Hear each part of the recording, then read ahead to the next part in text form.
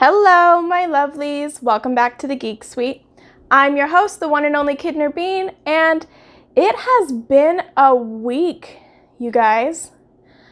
We've had the COVID-19, things have started to open up, only to be met with the killing of George Floyd and Breonna Taylor and Ahmaud Arbery, and the match that lit the powder keg this week. So we're going to talk about it, but we're going to keep things in the geeky spirit because I'm a history geek, and a lot of people have brought up similarities and comparisons between the protests and the riots and the looting that happened this past week and this past weekend to the Boston Tea Party.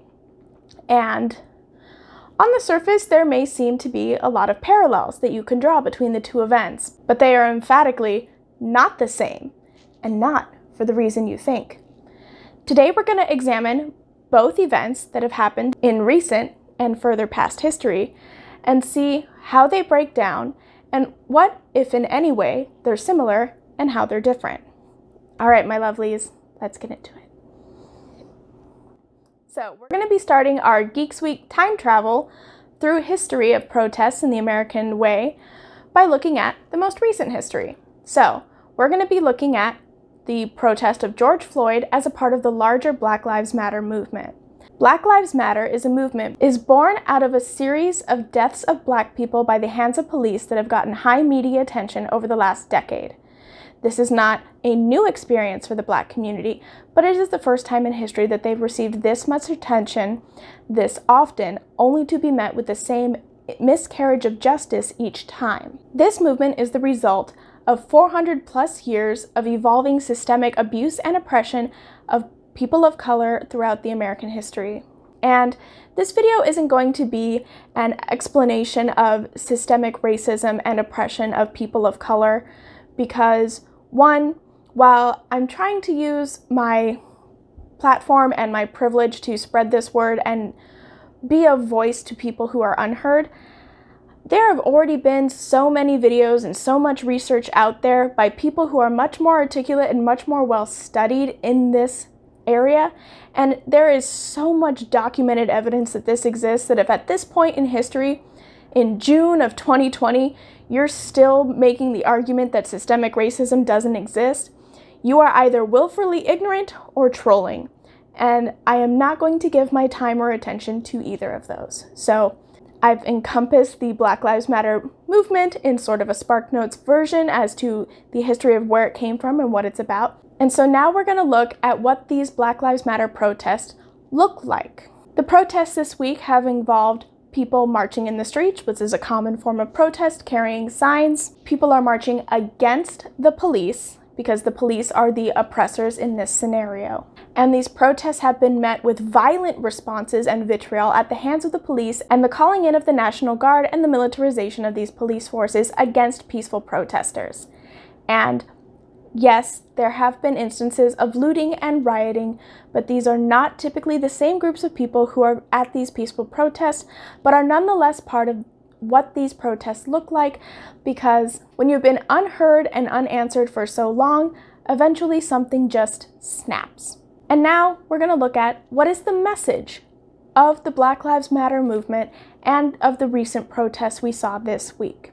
And the overall message is that our system is broken. The police system, the systemic racism systems are broken, and there are millions of Americans who are suffering at the hands of these systems, and that they need to be not just repaired, because at this point we've tried repairing them, it doesn't work. They need to be dismantled and rebuilt so that we can avoid the inherent infection and corruption that we've seen in our police and justice systems. So we've covered the broader aspects of the Black Lives Matter movement, where it came from, what their protests look like, and what the overall message is. And now we're going to look at the 1773 Boston Tea Party that a lot of people have been drawing references to when talking about the George Floyd and the Breonna Taylor and the Ahmaud Arbery riots and protests.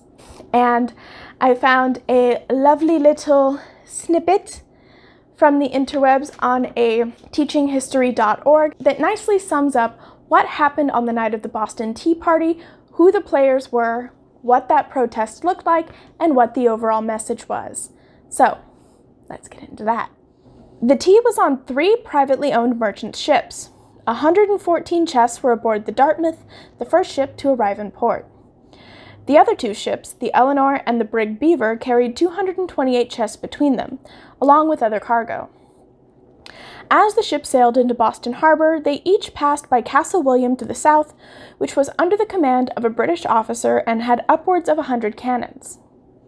When the ships came into the harbor, but before they docked, port officials boarded them. That meant that they had officially reached port and that their movements were now under the command of port officials instead of their captains. Behind the tea-laden ships, British Admiral John Montagu brought a squadron of warships to prevent the colonists from forcing the ships back out to sea before they were unloaded. This put the captains, and the ship's owners, in a bind. If the tea wasn't unloaded, customs weren't paid, and if the ships tried to sail back out of port, Montagu could stop them and charge them with failing to pay customs on their cargo that was due, according to him, because they had already entered port. So, at this point, this is already fundamentally a different experience, but let's keep going. After a few days, the colonists had ships come in close to Griffin's Wharf. The Sons of Liberty organized a continuous watch of the vessels. 25 men on each shift ensured that the ships were not unloaded under the cover of darkness, or at least to sound an alarm if there was an attempt. The ship's captains came ashore and left the mates on board. The situation remained the same for more than 2 weeks. Now we have a look at the inside of Castle William, which is the castle that they had to go past, which was under the command of the British officer. Thomas Hutchinson, the royal governor of colonial Massachusetts, clearly understood that the colonists were angry, but he did not anticipate that they would damage the cargo.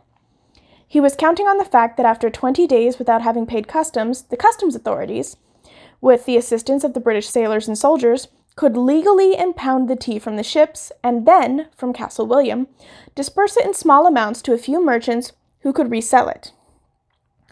This would circumvent the colonists' effort to make sure that the tea did not enter Massachusetts. Hutchinson and the apprehensive merchants who were willing to receive the tea had holed up with the troops in Castle William.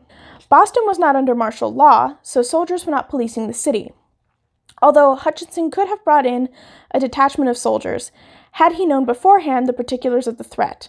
He did not post a military guard at the wharf, however, perhaps to avoid provoking a confrontation with the crowds keeping watch there.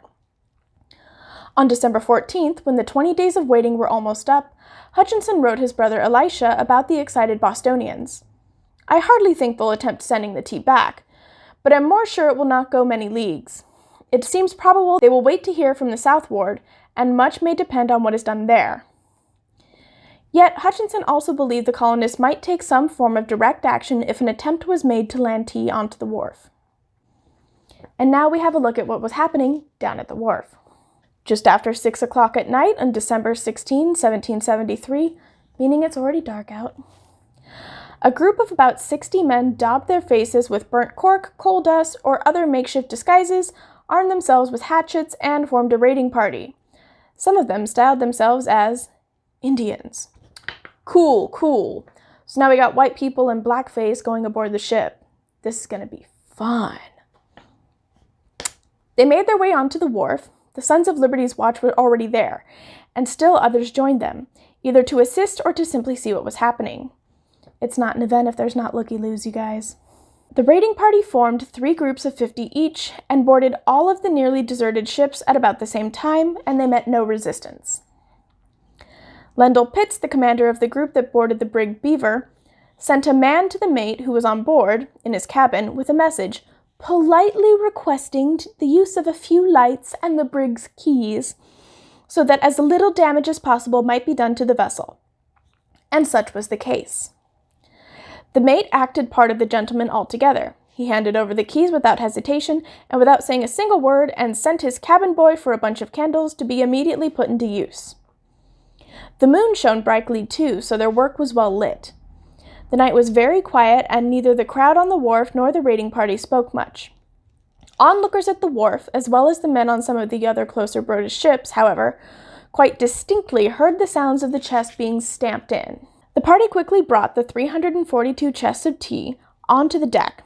They split them open and threw the tea and the chests overboard into the harbor.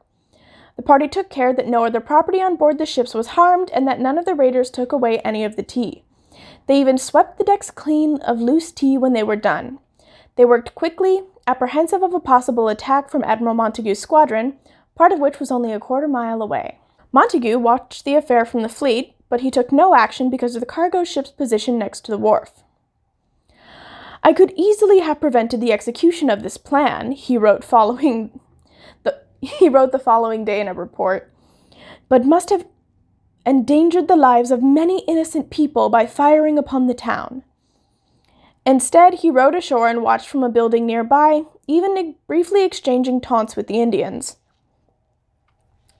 Now, it's unclear whether he's referring to the people in black and red face who are on the ships smashing the tea, or if he actually came into contact with Native Americans who were watching this.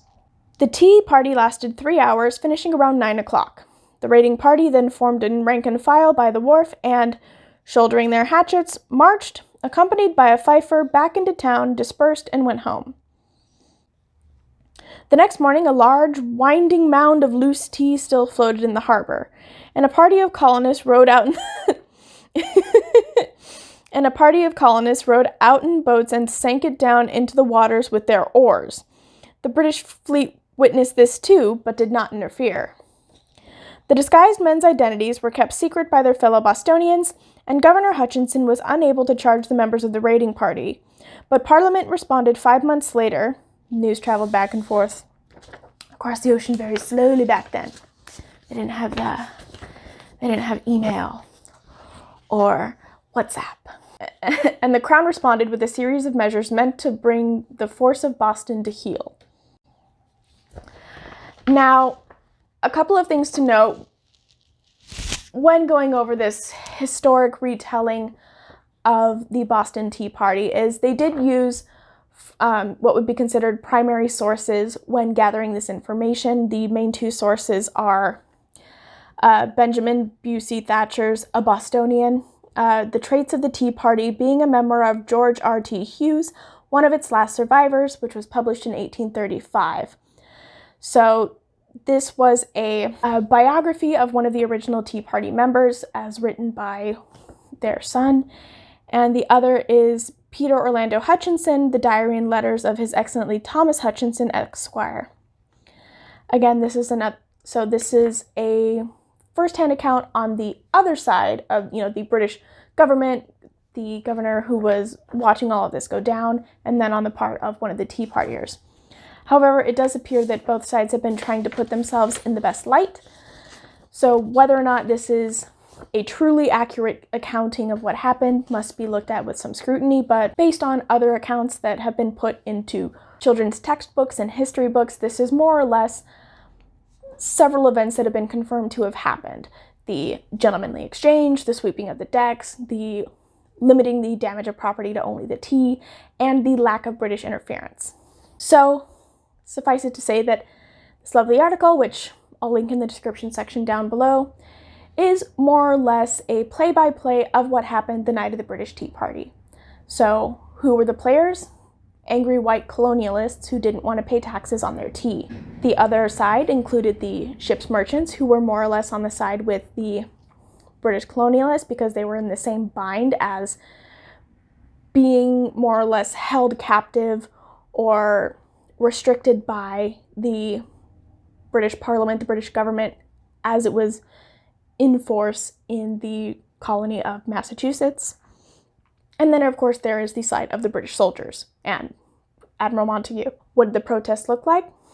It was a well-planned and executed destruction of property limited to the tea, which was something that was iconized by both colonists and the British Parliament across the pond.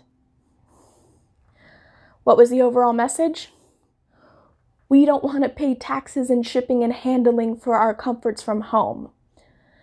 And now that we've examined what the Black Lives Matter protest this week looked like, and what the Boston Tea Party protest looked like in 1773, let's go ahead and cover what they have in common and how they differ. So, looking at these two historic, iconic protests, one of which has happened in fairly recent history, and the other is a historic moment related to the founding of our country, the United States of America.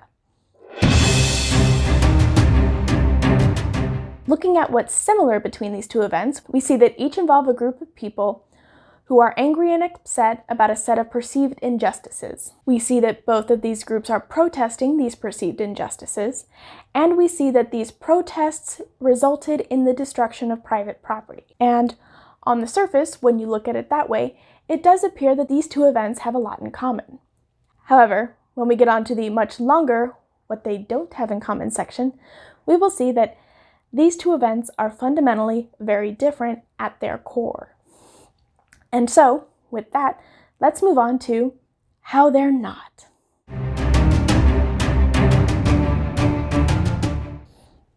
So, sorry, my hair. It is just humid enough today for my hair to want to poof, but not poof all the way into a curl. And I hate it, but first world problems, y'all.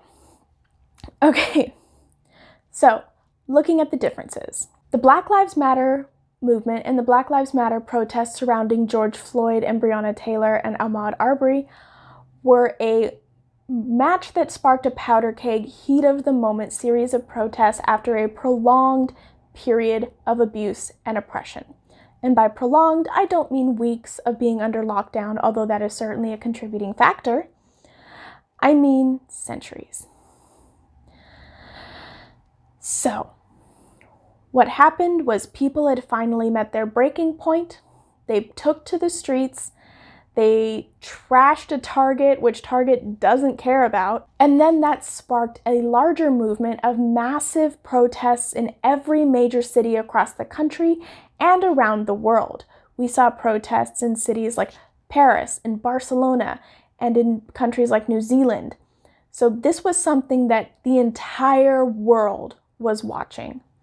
And while I know historically the US and the UK like to think that the entire world is watching everything that they do, I don't know that the Boston Tea Party, as it's now called, had that same global audience in its day. Now, when we talk about the looting and the riots, it's important to note that this was something that the state and local governments were concerned about from the onset of the COVID-19 lockdown.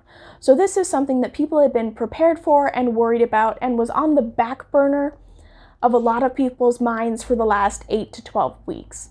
So the fact that this was their go-to when that straw broke the camel's back is not surprising in the least. More so, the state and local governments should have reacted swiftly and appropriately with the death of George Floyd, because it was the fact that this was another Black man that was killed at the hands of police that could have been avoided. It was the, again, miscarriage of justice, the lack of immediate response and recompense to the police force of Minneapolis PD, which has a long track record of abuse and brutality of its citizens, that sparked this movement. Considering that the other televised instances in which Black people are murdered by police are often met with outrage and protests and public demonstrations, the Minneapolis PD and the Minneapolis state and local governments should have reacted swiftly and severely against this if they did not want this to happen. This was something that they had been trying to prevent for weeks with the COVID lockdown, which already had its own set of protests. So knowing that this was going to be a potential breaking point for their community, they grossly mishandled it, and they are absolutely responsible for the outpour and outrage that occurred on a national and international level. Now, looking at the Boston Tea Party, as we saw in the recounting, this was a well-planned and premeditated event. The Bostonians Governor Hutchinson and Admiral Montague all knew that whatever the next shipment of tea that was coming into Boston was going to be a problem. Montague preemptively locked the ship merchants into the harbor, and the governor was there and waiting with 100 cannons to see what would happen. Now, as we saw in the recounting, neither the British naval forces controlled by Montague nor the British government under the control of the Governor Hutchinson took action against the protesters because they knew that the target was a simple shipment of tea and all had agreed that this was not worth the loss of life. And why they all agreed that is going to be our next step in determining the differences between the Boston Tea Party protest and the George Floyd protests. And there's a line in the recounting of the Boston Tea Party that I really think gets to the heart of both protests. And it comes from the memoirs of the Governor Thomas Hutchinson, which I will reiterate from my retelling. Thomas Hutchinson, the royal governor of colonial Massachusetts, clearly understood that the colonists were angry. He understood why. Now, it's not just one thing to say he understood, as we've heard lots of placating statements from local and state politicians in the aftermath of the protests for George Floyd. No, when we look at who the players are in both protests, we see that the understanding is fundamentally different. Thomas Hutchinson, Admiral Montague, and the Bostonians were all well-to-do, so upper middle class to upper class, white British men. They all understood each other and, with a few differences in rank here and there, more or less saw each other as their peers. And they didn't disagree on the issue, but they were all on different sides. As opposed to the George Floyd protests, in which the institution of the police department that is deeply ingrained in systemic racism and poor communities and communities of color are fundamentally not considered to be peers. They don't have a level of understanding the way that the Bostonian colonists, their royal governor, and the British Navy did. These two sides on the Black Lives Matter movement do not see themselves as on the same side, and this inequality and lack of coming together on the same side of a single issue is where this all breaks down. Because we don't have that in Black Lives Matter, but we had that in the Boston Tea Party. And because the Bostonians had that, they were not met with violent vitriol reactions from their British government and the British Navy, who could have easily quelled the protests and stopped it from happening with a show of force, and did a lot of posturing to try to prevent the protest from happening, but did nothing to actively stop it once it began, because they didn't believe that the loss of life was worth it, where that's clearly not the case with the violent outpour by police and then bringing in of the National Guard to what have largely been peaceful protests and a handful of loots and rioting. The National Guard was called in to protect the malls, not the people. And that says everything about these protests. And I do want to be clear, while a lot of these retellings of the Boston Tea Party talk about how they took great care not to cause any further damage to the ships or the rigging or to persons, they still caused a significant amount of damage for their time. The 332 chests of tea that they damaged caused the equivalent of $1.7 million in damage in today's money. So it was a significant loss, and it had to be to send the message that they wanted to the king. But because the Bostonian protesters were white, upper class people of privilege, aka the people that these systems of police and justice were designed to protect, they were protected and were allowed to conduct their protest in destruction of property.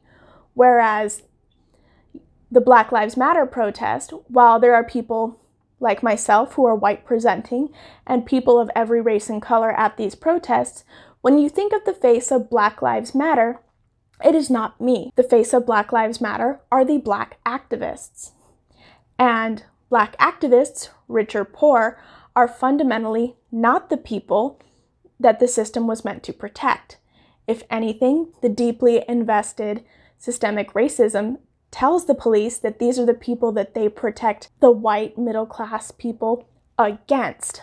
And therefore, we have the responses and horrific miscarriage of police brutality that we saw in this last week. So, to summarize, the key differences are a heat of the moment emotional response to centuries of systemic oppression and abuse versus a well-planned and premeditated demonstration that was meant to send a message that was more or less endorsed by the policing agencies of the day.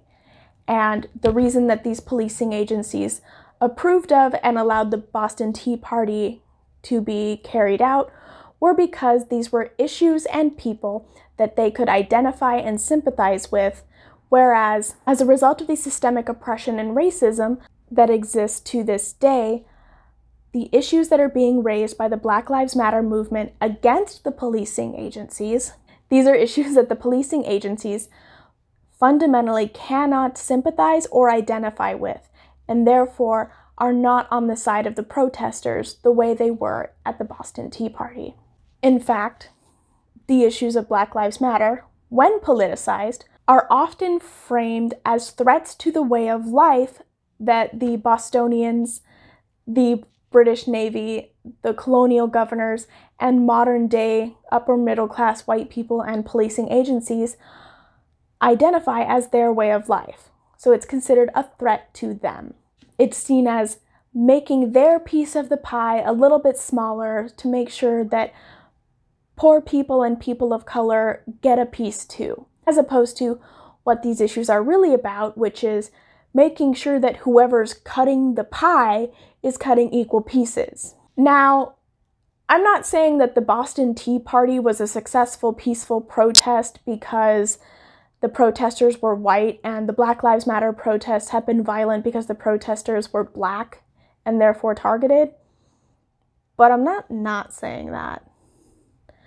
Like I said, the policing agencies were able to identify with the group of protesters in 1773, and they can't in 2020 because they're fundamentally opposed thanks to the systems put in place back in the 1770s and earlier. What I'm saying is, at the end of the day, when you really look at these events, when you compare them side by side as to who's protesting, what's being protested, how and what their message is, they are fundamentally not the same at their core, and their goals are diametrically opposed from each other. But as the week comes to an end and the Black Lives Matter protests start to cool down and the rioting has stopped and the National Guard is going home, it is important to note that these protests were successful in their message. They needed the attention put to these issues to enact change. And we got that attention. The whole world is watching. The whole world is outraged. And now it's time to move on to the next important step. Protesting and getting that platform was a key first step to enacting change. And now we have to move forward. Several states have started adopting common sense laws and retraining of their police forces, but now is the time for the drafting of bills and the breaking down of these systems so that they can be rebuilt so that they are not allowed to be put into the hands of people who would abuse those systems. So now, my lovelies, what you must do is you must call. Yes, call. Like with the phone app that's on your phone. The part of it that's the phone. You have to actually pick it up, or, I guess if you have a headphone, put that in and call your representative. Call your governor. Call your senator. And yes, I mean call. Don't email, don't write. I know everyone always told you, write your representative, write your senator. It is much, much harder for them to ignore a constantly ringing phone than it is to just clear their inbox or shred their mail. Call your senator and tell them that you need these systems changed, that you would need them to, at the very least, adopt the 8 common sense measures that have been projected to reduce police brutality by 72%. We've been using the hashtag 8can'twait. This is a good, important first step. And if you can't find a senator or a governor or a mayor or a Congress representative who will answer their phone and enact those changes on your behalf like they're supposed to, the next important step is to make sure that you are registered to vote. Because if your current representatives aren't representing you, you get to pick new ones. And come election season, which this is a big election year, not just for the Oval Office, they start taking notice of what their constituents want. And for those who may not be aware, constituents is the fancy word for people who vote for their representatives. So they're going to be paying attention to you, like they are right now. So we've done well. We've gotten the message out. We've shown that we are not going to stand idly by while these people abuse their power. And now we need to enact the change. Alrighty, so this has been a bit more of a serious video. We've had kind of a serious week, but I am glad to have been able to share all this with you. I hope you learned something. I definitely know I did. I thought it was incredibly hilarious that in his daily report after the Boston Tea Party happened, the Admiral had to write back to his bosses back in England and was like, I mean, yeah, I totally could have stopped it, but like, it was just tea. I'm not going to shoot all these colonists over it. Like, that would have been way worse, you guys. You guys would have been way more mad if I killed all these people, right? Right? But yeah, let me know what you guys think in the comment section down below. If you liked today's video, give it a thumbs up. If you didn't like it, give it a thumbs down. Either way, it tells the algorithm that people are watching and it does all the algorithm-y loving things. And be sure to support this channel on Patreon. Patreon patrons are who make this channel possible. Each donation, by month or by video, keeps the lights on. I got fancy new lights, y'all, if you didn't notice, in the Geek Suite, and allows me to produce more content like this. So, thank you so much for watching, my lovelies. Hopefully, barring another catastrophe in this 2020 apocalypse we're apparently living through, we will be back with your regularly scheduled geeky content in our upcoming videos. So thank you so much for watching, stay safe, and I will see you all next time.